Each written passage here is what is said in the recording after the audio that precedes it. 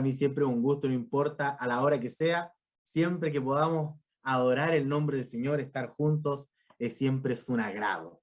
Bien, el texto principal, el texto central de esta mañana, me suena extraño decir mañana, ¿verdad? Pero aquí lo estoy mimetizando, en esta mañana se encuentra en Romanos capítulo 12, versículo 2. Y está en un contexto bastante interesante en este capítulo de Romanos. El capítulo 12 del libro Romano, yo me imagino que varios de ustedes ya lo han conocido, ya lo han leído, ya lo vamos a leer con mayor detenimiento, antes de profundizar bien en el capítulo. Pero el bosquejo de este capítulo son 4 secciones importantes dentro del capítulo 12, ¿ya? Y vamos a tratar de ir viendo cada una de estas áreas, ¿ya? Primero nos habla de nuestra relación con Dios, luego habla de la relación que nosotros debemos tener con nosotros mismos, luego debemos tener una buena relación con las personas que nos rodean, especialmente en el ámbito cristiano, nuestros hermanos, ¿verdad? Una buena relación con nuestros hermanos y cómo poder hacer crecer la iglesia de una manera positiva. Y lo último, ¿verdad? Que tiene relación con cómo yo me relaciono con el mundo, con la gente que no es cristiana. Prácticamente el capítulo 12 es un mensaje directo a cómo yo me voy a relacionar con el resto, con Dios, conmigo mismo, con mis hermanos y con el mundo en general, ¿ya? Pero antes de ver estos primeros versículos que se encuentran en Romanos capítulo 12, no pierdan este capítulo porque lo vamos a profundizar. Quisiera poder viajar un par de años antes, ¿verdad? En la Biblia, que es en el libro de Isaías, aproximadamente unos 600 años aproximadamente, ¿verdad? Isaías capítulo 1. Isaías capítulo 1, si me pueden acompañar. Y vamos a ver aquí, no es un relato, pero de alguna forma sí nos van relatando una realidad del pueblo de Israel. Y que puede ser que tal vez llegue a ser la realidad de nosotros el día de hoy, ¿ya? Si es que esta es nuestra realidad, este es el momento de poder abrir nuestros ojos, percatarnos y hacer un cambio en nuestra vida. Bien, antes de leer, me gustaría que podamos orar. Yo sé que ya han orado varias veces, ¿verdad?, en el servicio, pero me gustaría pedirle al Señor que antes de leer la Biblia podamos tener una pequeña oración. Vamos a orar.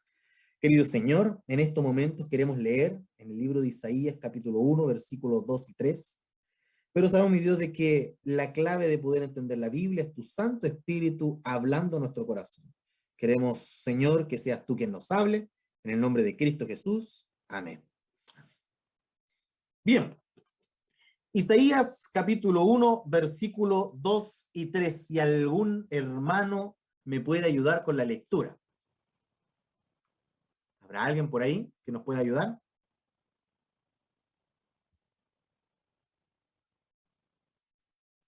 Isaías 1, 2 y 3.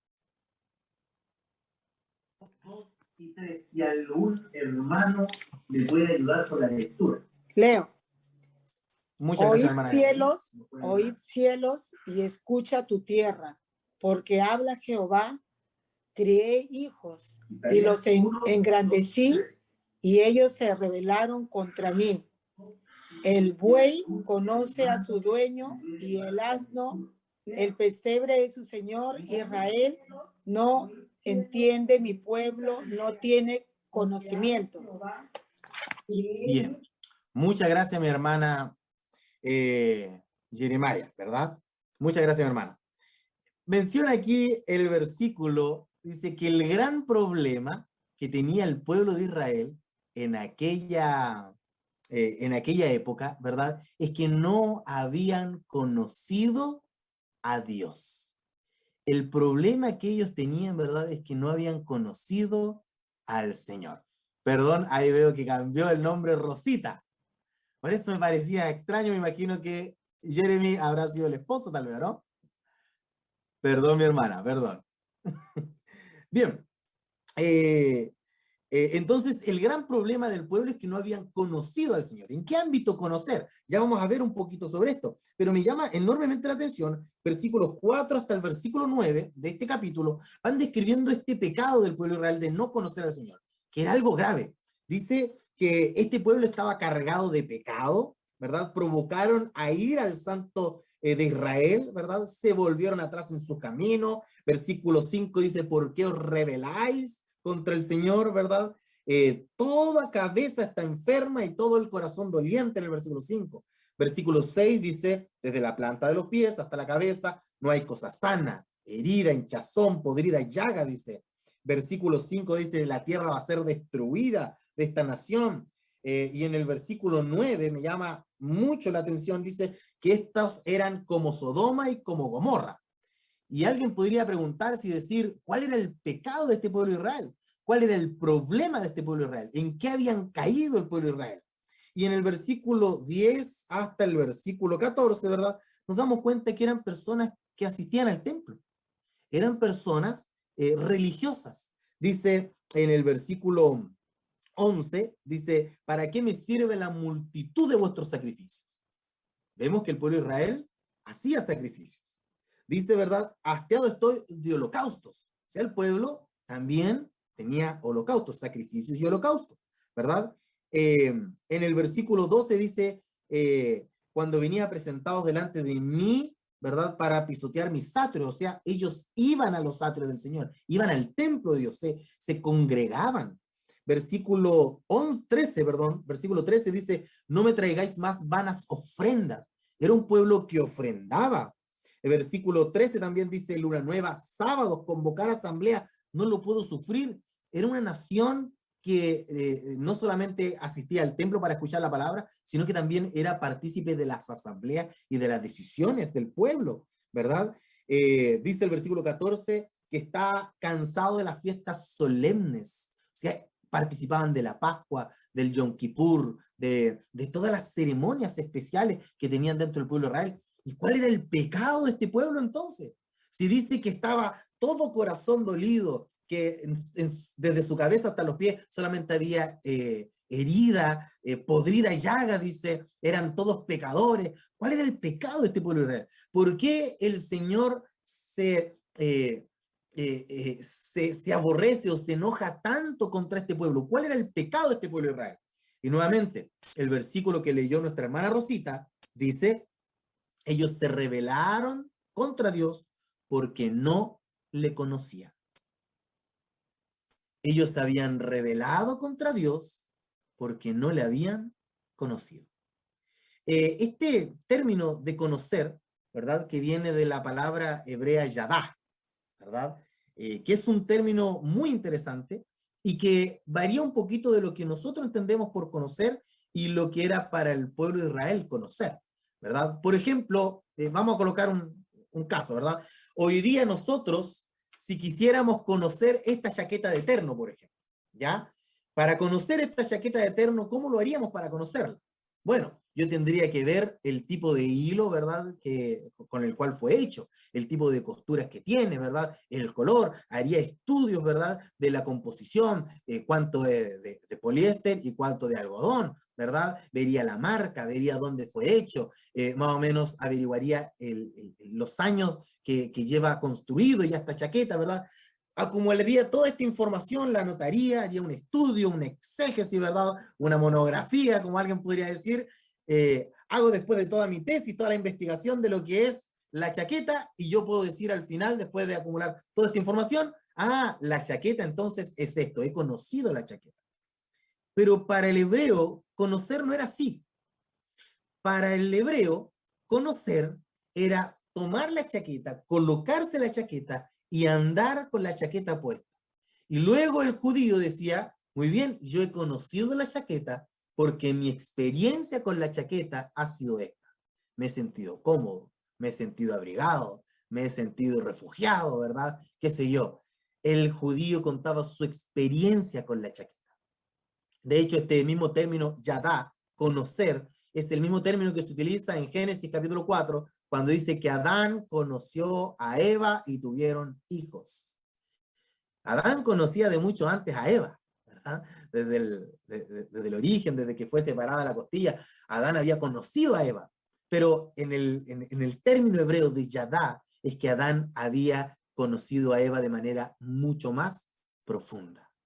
Y entonces ellos habían concebido, habían tenido un hijo. Hay un dicho indígena que yo no sé si ustedes lo han escuchado, ¿verdad? Aquí lo he escuchado últimamente mucho, ¿ya? Que dice el dicho indígena que para conocer a alguien yo debo comerme un saco de sal. Si yo quiero conocer a mi pastor Leandro Cisterna, yo me tengo que comer con el pastor Leandro Cisterna un saco de sal. ¿Cuánto creen ustedes que yo me demoraría en poder llegar a conocer a mi pastor Leandro? Unos 2 años, unos 3 años. Miren, yo a mi esposa, como para que vayamos sacando el cálculo, el otro día me puse a pensar, con mi esposa llevamos 1 año y medio de casados, ¿ya? Estamos recién casados y todavía estamos en nuestra luna de miel, 1 año y medio. Y hemos sacado la cuenta, yo saqué la cuenta, ¿cuántas veces he comprado 1 kilo de sal? Y creo que ahora nos estamos terminando nuestro tercer kilo de sal. Nuestro tercer kilo de sal. Claro, porque igual nos invitan a comer a hartas partes, no siempre cocinamos aquí en la casa. Pero recién nos estamos terminando nuestro tercer kilo de sal. Creo que todavía me falta mucho para conocer a mi señora. Me faltan hartos kilos para conocer a mi esposa todavía. Y de la misma forma es con Dios.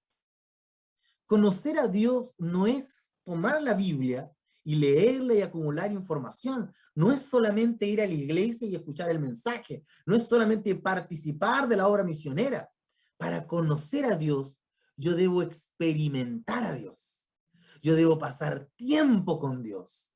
Y no el tiempo congregacional solamente, que ese es un tiempo, pero no es el tiempo de calidad.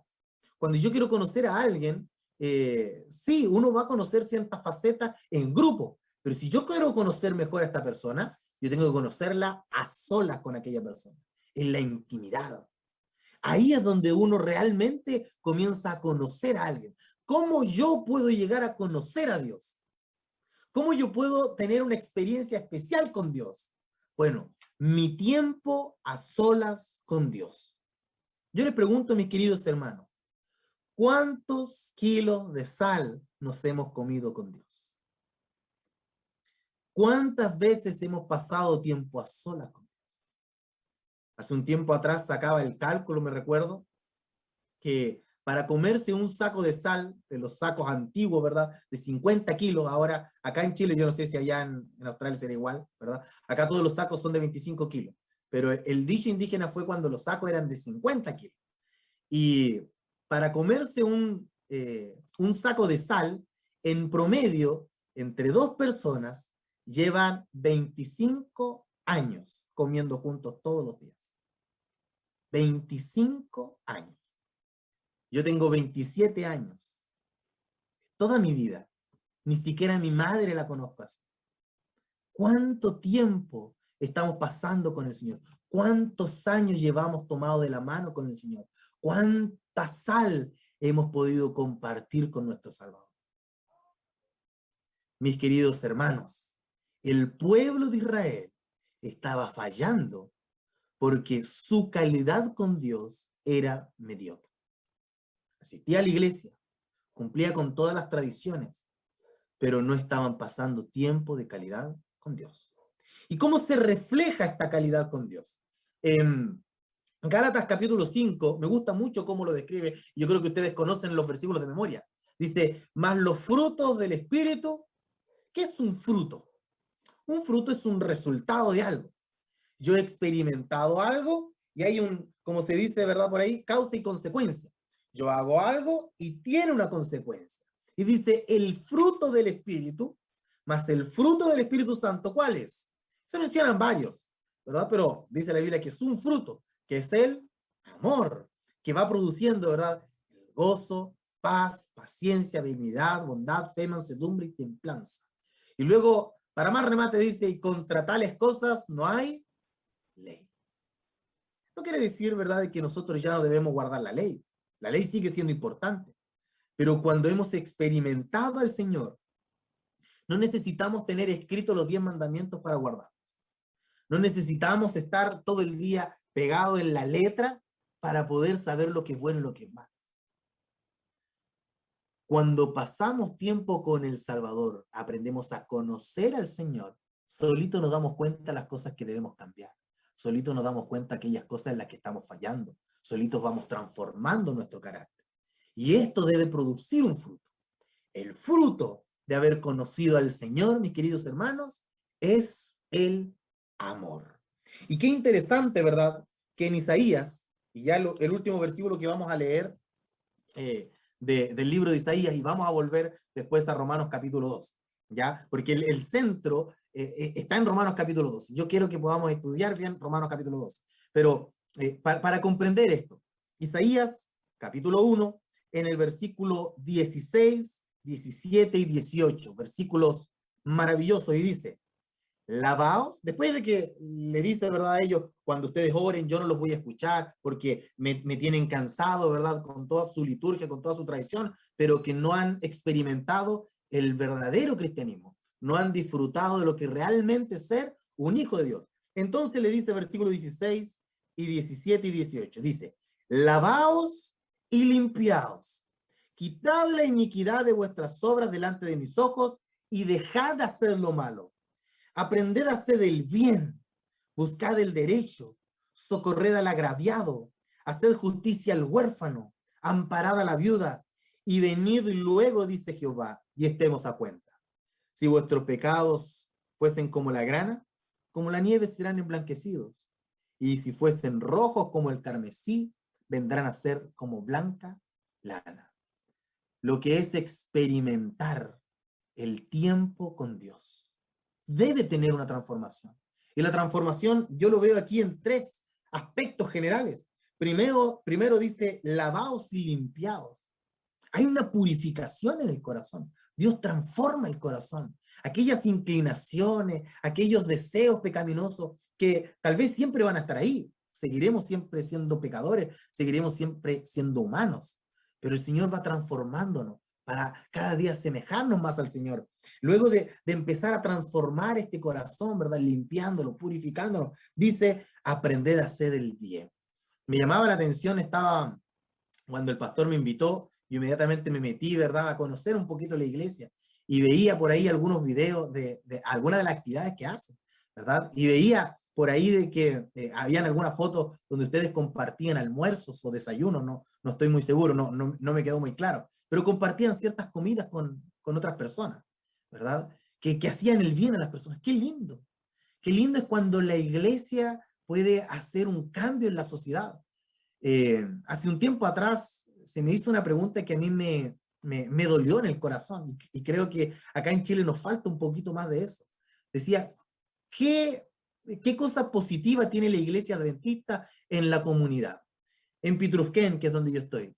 ¿Qué es lo positivo que tiene la iglesia? O sea, a la sociedad, ¿es para mejor tener la iglesia adventista o le es igual? Y lamentablemente muchas veces en ámbitos generales, si lo vemos a nivel de política, si lo vemos, ¿verdad?, a nivel de los vecinos, si yo converso con una persona que no conoce la iglesia adventista, para la mayoría es indiferente. ¿Qué ha hecho la iglesia adventista por nosotros? Qué lindo es cuando nosotros nos preocupamos de poder atender a las personas, de poder ayudar, de prestar un servicio a la comunidad. Y luego dice: venid luego a Jehová. Si tú tienes pecados que fuesen visibles, que sean rojos como el carmesí, ¿verdad?, yo los transformo a la pureza, blanco, como la blanca lana, como la nieve. Qué maravilloso es esa transformación que el Señor hace. Pero para comenzar esta transformación, debo comenzar en mi cama, en mi cuarto, ¿verdad?, encerrado, a solas con el Señor. Para poder disfrutar el verdadero cristianismo, yo primero debo tener mi encuentro personal con Dios. Y vamos a Romanos capítulo 12. A propósito, Pastor Leandro, a veces tengo problemas con el tiempo y me voy con el tiempo, y si nos estamos pasando de la hora, si a alguno le está dando ya hambre para ir a almorzar, me van cortando nomás, ¿eh? Me van escribiendo ahí por interno, o me van haciendo la seña aquí, ¿verdad?, del cuello. Yo ahí voy a entender inmediatamente, no hay problema. Romanos capítulo 12. Vamos a ir a ver algunos versículos puntuales, no vamos a leer el capítulo entero, que me encantaría que lo pudiésemos hacer, y si ustedes lo quieren hacer en su casa, háganlo. Es un capítulo que de alguna forma igual a mí me ayudó mucho a entender lo que es ser realmente un cristiano. O Ser un cristiano no se basa simplemente en el estudio, en entender, comprender, profecía, ¿verdad? Me encanta la profecía, me gusta estudiar, pero el cristianismo no se ve reflejado en lo que yo puedo crecer interiormente, sino en cómo yo crezco exteriormente, hacia afuera, lo que yo puedo sacar, lo que yo puedo expresar, lo que yo puedo mostrar de mí.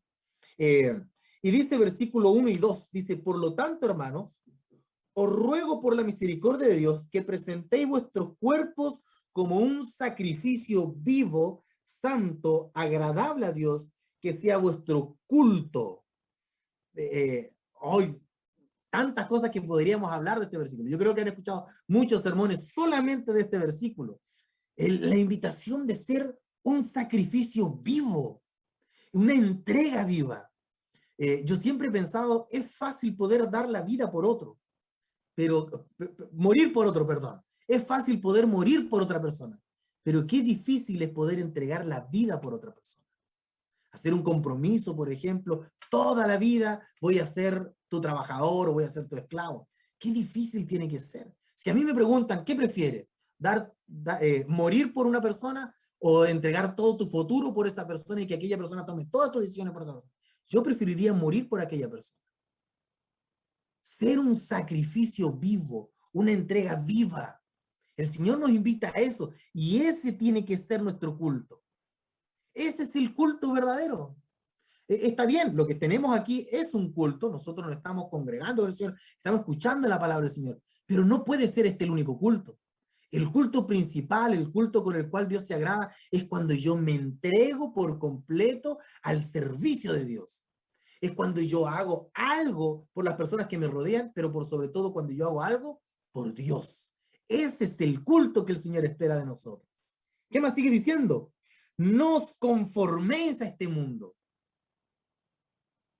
No nos conformemos, no nos quedemos, bueno, esto es lo que podemos hacer, me gustaría hacer más, pero no se puede más. No nos conformemos, ¿verdad? Al hecho, por ejemplo, dicen, yo he ayudado a mucha gente, pero la gente no lo valora. El otro día conversaba con alguien aquí de la iglesia, casi digo, ¿verdad? ¿Quién era? Con alguien aquí de la iglesia, y me decía, no, es que la iglesia está cansada de ayudar a tantas personas que le hemos pagado los estudios y después no asisten más a la iglesia. Le hemos pagado, ¿verdad? Qué sé yo, le hemos dado sueldos mensuales, ¿verdad? Le enviamos cierta cantidad de dinero mensual para que vayan a estudiar, para que hagan ciertas cosas, y después aquellas personas se van de la iglesia. Y ya no queremos hacer eso más porque nos ven la cara al final. Nos ven la cara a nosotros. Que el mundo no transforme nuestras buenas conductas. No debemos dejar de hacer el bien porque alguna de las personas no lo aprovechó. Que el mundo no transforme lo bueno de la iglesia. ¿Qué más sigue diciendo, verdad? Dice, no conforméis a este mundo, sino transformaos por medio de la renovación de vuestro entendimiento, para que comprobéis cuál es la voluntad de Dios, agradable y perfecta. ¡Qué hermoso! ¡Qué impresionante! O sea, entregarse en un culto, hacer no solamente el estudio de la Biblia, sino lo que yo hago por el resto, dice que esto puede llegar a ser, a ayudarnos a conocer y comprender la voluntad perfecta de Dios, la buena voluntad de Dios. Alguien por ahí conversaba hace un tiempo atrás, me decía, yo siempre le oro al Señor, pero nunca escucho sus respuestas. Yo a veces me canso de orarle al Señor porque el Señor nunca me responde. A veces el Señor responde cuando yo estoy en acción, cuando yo estoy haciendo algo más a través del servicio, a través de la ayuda al prójimo. Ahí es cuando el Señor muchas veces habla. A veces el Señor espera que yo dé el primer paso para poder guiarme, para poder mostrarme su voluntad. ¿Qué más sigue diciendo la Biblia? Vamos a saltarnos algunos versículos, ¿ya? Y vamos a ir al versículo 5 y 7. Y ahora ya tiene que ver con mi relación personal conmigo y con la iglesia. Dice, así nosotros, siendo muchos, refiriéndose a la iglesia, somos un cuerpo con Cristo. Y todos miembros los unos de los otros. Tenemos pues diferentes dones según la gracia que nos da. El que tiene el don de profecía, úselo conforme a la medida de la fe. El de servicio en servir. El que enseña en enseñar. El que exhorta en la exhortación. El que reparte con generosidad. El que preside con solicitud. Y el que hace misericordia con alegría. Creo que aquí uno podría basar todo el trabajo eclesiástico. ¿Cómo debería funcionar una iglesia? A veces esperamos que todos seamos buenos instructores bíblicos. Y yo he cometido ese error también. Esperamos que todos los hermanos seamos iguales y que todos hagamos las mismas cosas. A veces pensamos que solamente los que predican son los buenos hijos del Señor. No, este hermano es bueno porque predica bien. No todos tenemos los mismos dones. No todos tenemos las mismas capacidades. Hace muchos años atrás escuché decir una hermana, yo no puedo dar estudios bíblicos, me cuesta dar estudios bíblicos, pero me gusta hacer mermelada y las regalo. Y he llevado mucha gente a la iglesia porque les doy una mermelada, porque les regalo pan, ¿verdad? Después los invito a la iglesia y la gente viene a la iglesia. No soy bueno para dar estudios bíblicos, pero soy bueno para hacer mermelada. Yo creo que tal vez puede ser la realidad de muchos acá, ¿verdad? Yo tal vez no tengo la capacidad, ¿verdad?, para poder crear un buen sermón y poder expresarlo de manera bien. Pero sí tengo la habilidad de poder hacer amigos. Puedo invitar gente a mi casa, tomar once, conversar. No es necesario hacer un sermón. A veces nuestra vida solamente, nuestro amor al prójimo es el testimonio justo y necesario para poder transformar la vida de alguien. Qué tremendo, ¿verdad? Aprendamos a usar nuestros dones. Aprendamos a usar nuestras habilidades para poder llegar a las personas, para poder hacer un aporte en la iglesia. No esperemos que el resto haga todas las cosas. No seamos observadores de lo que sucede. Una vez escuché esa frase que me llamó mucho la atención. Hay dos tipos de personas. Aquellos que cambian el mundo y aquellos que ven cómo cambia el mundo. ¿Verdad? No seamos de aquellos espectadores que observan y dicen, qué lindo cómo la iglesia se mueve, qué lindo las cosas que están haciendo, oh, qué maravilloso cómo la iglesia está avanzando. No, seamos nosotros aquellos que estén transformando la iglesia, seamos nosotros los que estén llegando a los corazones de las personas, seamos nosotros los agentes de salvación, los que lleven a Cristo a las demás personas. Versículo 9 dice, el amor sea sin fingimiento. Qué difícil eso. Qué tremendo lo que dice la Biblia. Que sea real, aborrecer lo malo, seguir lo bueno. Amar a las personas que nos rodean. Sentir una verdadera generosidad, una verdadera compasión, una verdadera, un verdadero amor por aquellas personas que nos rodean, por la vecina del frente, por el vecino de al lado. ¿Qué puedo hacer yo por aquellas personas que desgraciadamente no han podido conocer al Salvador como yo lo he conocido? Como yo he tenido mi experiencia personal con Él. ¿Cómo yo podría expresar esta bendición que tengo yo en mi corazón? Esto que el Señor ha hecho en mi vida, ¿cómo yo lo puedo compartir con el resto? ¿Cómo yo podría transformar la vida de mi vecino? Y yo creo que todos tenemos a alguien, algún familiar, algún amigo, alguna persona cercana, que nosotros hemos orado por tantos años para que el Señor lo pueda llevar a la iglesia y todavía no ha pasado nada. Tal vez el Señor quiere usarte a ti para poder llegar al corazón de aquella persona. A veces no es solamente la oración, a veces el Señor está esperando que nosotros tomemos la iniciativa. El Señor va a colocar las palabras en su momento, el Señor va a colocar la oportunidad, pero yo tengo que atreverme a ir adelante. Quiero saltarme varios versículos, pero les invito para que ustedes puedan seguir también más adelante, leer con mayor detenimiento, ¿verdad? Este capítulo que es fantástico, es maravilloso. Versículo 17. Versículo 16 dice, unánimes entre vosotros, no seáis altivos ni asociados con los humildes, sino seáis sabios con vuestra propia, no seáis sabios en vuestra propia opinión. No paguéis a nadie mal por mal, procurad lo bueno delante de todos los hombres, si es posible, cuando dependa de vosotros, estad en paz con todos los hombres. Creo que sería reiterar y sería nuevamente repetir lo mismo. Aquí no solamente se está refiriendo a hacerle el bien a aquellos hermanos de la iglesia. No solamente se está refiriendo a que yo debo amar a aquellas personas que son iguales a mí. Qué fácil es poder amar al prójimo cuando es igual a mí. Pero el Señor no nos invita a eso. El Señor nos invita a que nosotros podamos amar a aquellas personas que son diferentes a mí, a poder hacer la paz. Ah, pero es que el vecino me coloca la música todo chancho los viernes en la noche. Y ahí me coloca la cumbia y yo trato de estudiar. ¿Cómo yo voy a invitar a esta persona a la iglesia si es un alcohólico? ¿Saben? Nosotros teníamos un vecino, vivíamos en una población hace muchos años atrás, teníamos un vecino de atrás que siempre colocaba la cumbia súper fuerte. Yo recuerdo que nosotros vivíamos con una tía que tenía una guagüita, ¿verdad? Y cada vez que colocaba su cumbia los viernes en la noche, despertaba la guagua y la guagua no podía dormir. ¿Qué hacíamos nosotros? Llamábamos. ¿A quién llamábamos? A los carabineros, a la policía, ¿verdad? ¿Sabe qué? El vecino está con la música muy fuerte, ¿verdad? No podemos dormir. Y llegaba, ¿verdad? La policía y fue, ¿verdad? Donde ese vecino y le dijo, al otro lado hay una señora que tiene una guagua y que no puede dormir. Bájale el volumen a la música, por favor. Al día siguiente el vecino se pegó la vuelta a la cuadra, llegó donde nosotros, tocó la puerta y dijo, ¿por qué no me hablaron a mí? Y le acusaron los carabineros. ¿Cómo lo supo? Porque le dijo el carabinero que había una guagua que no podía dormir, que era la que estaba en nuestra casa, era la única señora que tenía una guagua. Por lo tanto, nos identificó inmediatamente. ¿Qué conflicto hubo ese día? ¿Verdad? Pasaron los años, muchos años después, y un día nos dimos cuenta de que aquel vecino que escuchaba cumbia, un sábado en la mañana, tomó la Biblia y fue a una iglesia.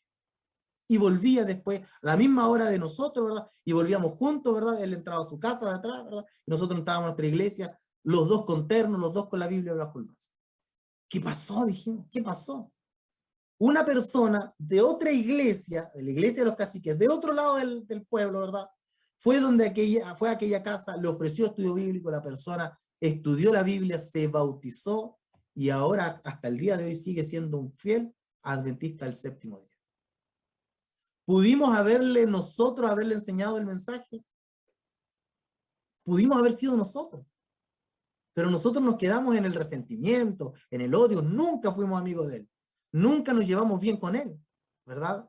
Porque quedó ese roce, ese conflicto, ¿verdad? Cuán maravilloso sería el mundo si nosotros siempre pudiésemos pagar con bien aquellas cosas que nos hacen de mal. Cuán lindas serían nuestras relaciones con nuestros vecinos si siempre diéramos cosas buenas a aquellas personas que nos dan cosas malas. Aprendamos a perdonar y amar. ¿Saben? Quiero terminar con esta idea. La parábola del hijo pródigo, que se encuentra ahí bueno, ustedes lo han leído muchas veces en el libro de Mateo, ¿verdad? Cuando tiene este diálogo, aquel fariseo con Jesús, ¿verdad? Le dice, ¿cuál es el mandamiento más importante? Y Jesús le dice, bueno, tú lo conoces, tú sabes cuál es. Repite, ¿cuál es el mandamiento más importante? Y dice, amarás al Señor tu Dios con todo tu corazón y amarás a tu prójimo como a ti mismo. Muy bien, bien has dicho, dijo Jesús. Ese es el mandamiento más importante. Tienes toda la razón. Haz exactamente como lo has dicho. Y el fariseo, ¿verdad? Porque él aceptaba ese como el mandamiento más importante, pero de alguna otra forma, dice Elena de White cuando habla de esa parábola, es que él aceptaba ese como el mandamiento, pero no creía en sus palabras.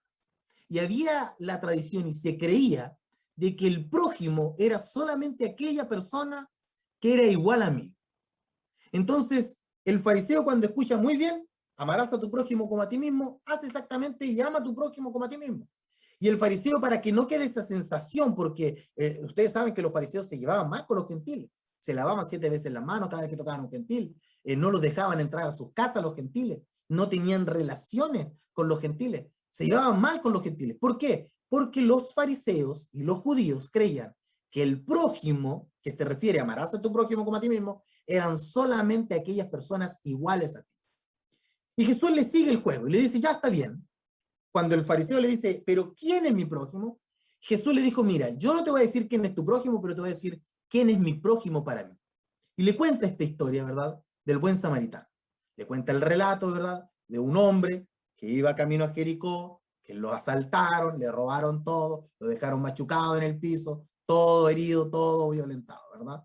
Pasa el levita, lo mira, perdón, pasa el sacerdote, lo mira, dice la Biblia que se compadeció de él, o sea, que tuvo compasión, pobrecito el hombre, le pegaron aquí, le dio pena, pero siguió su camino.